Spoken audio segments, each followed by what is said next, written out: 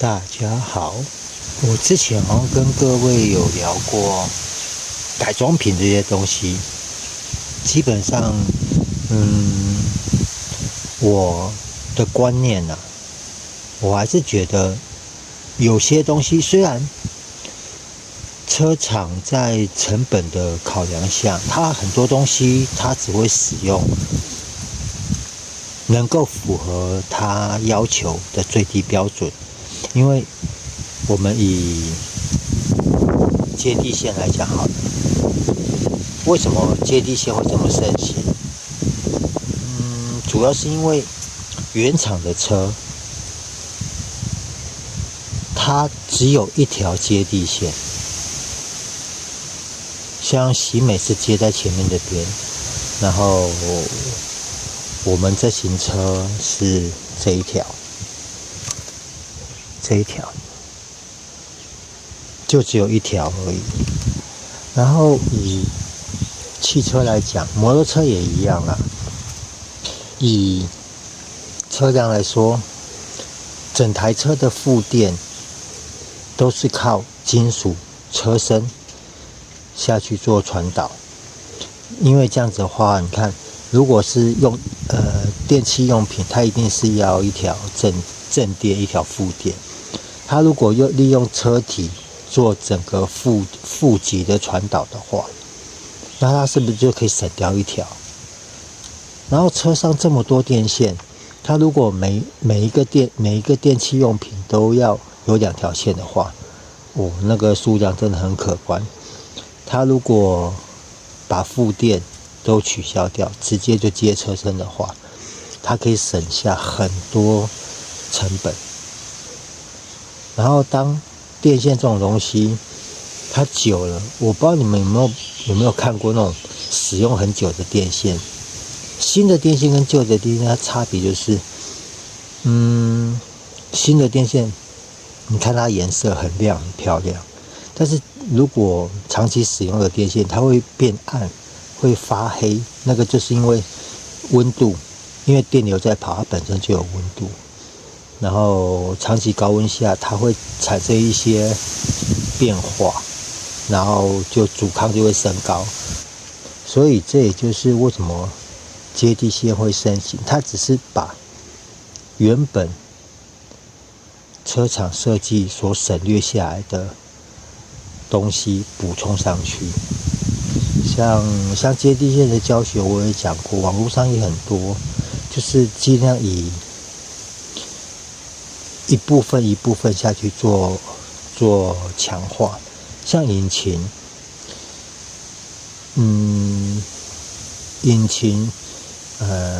因为引擎很多结构上，它中间都会有那种的是垫片的东西。虽然它有螺丝贯穿，但是它的接点久了，可能都会有一些脏污啊，就是阻抗会降低。新车不会，就是因为它的所有材质线材都还很好，它的接触点都还不错。这也就是为什么老车有了年纪的老车，建议装接地线会最有感觉，就是因为这样子。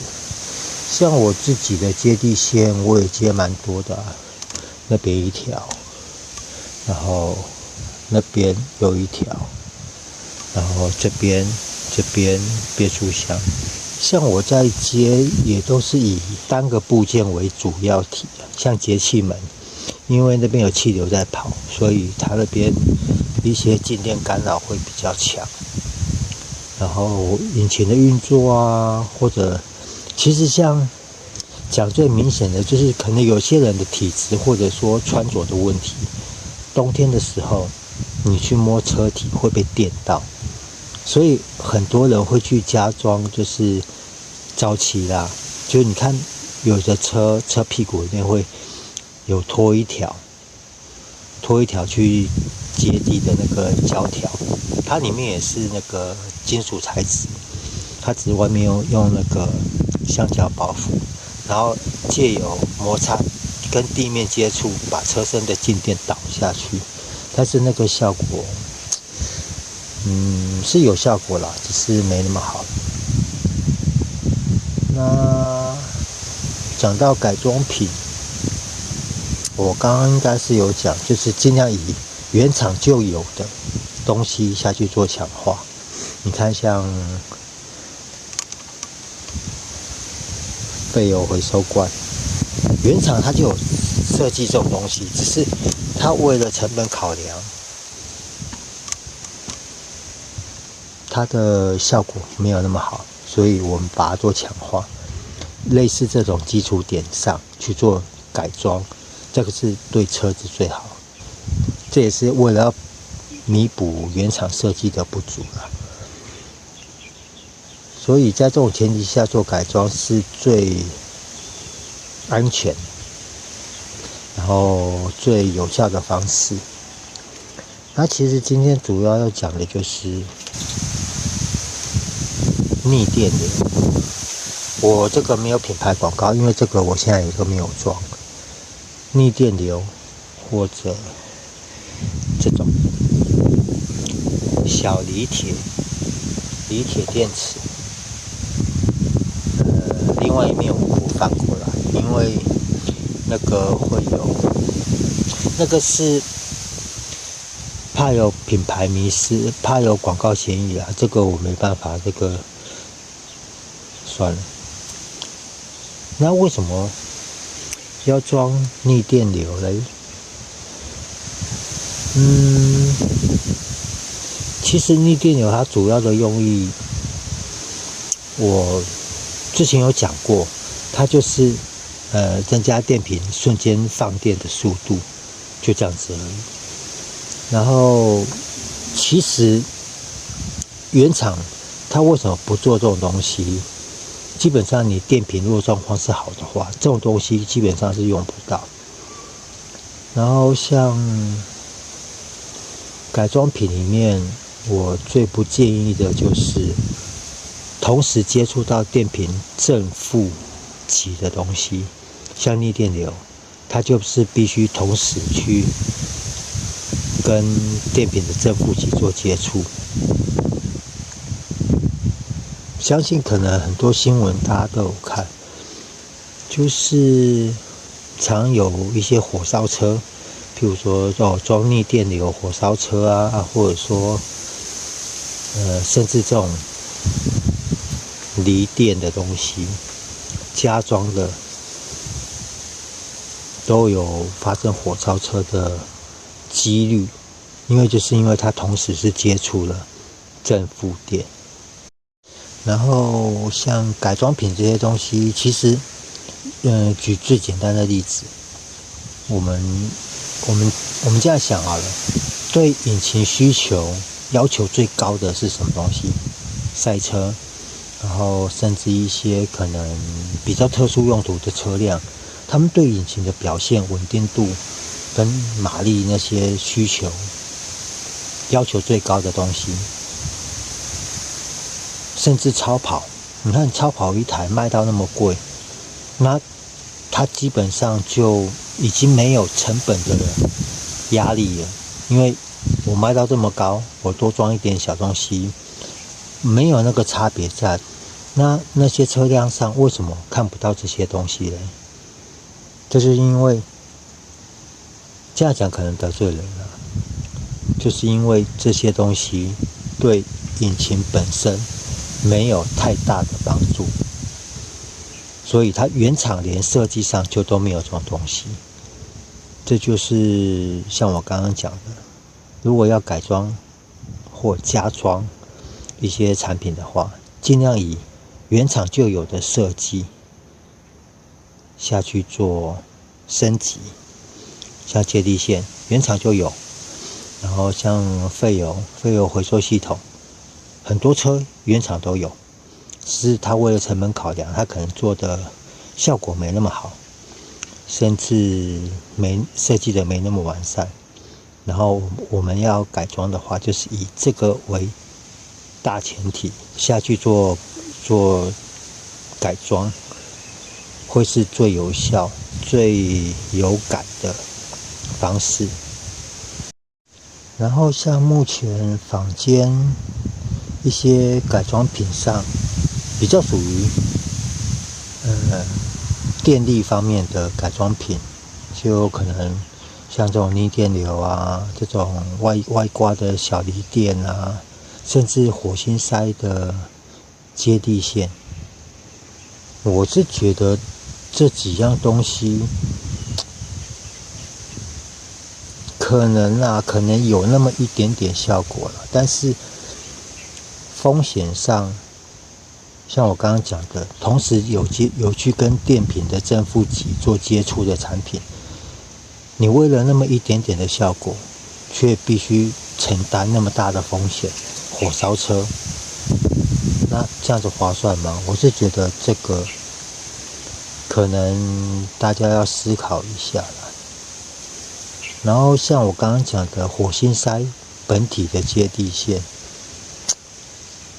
其实说穿了，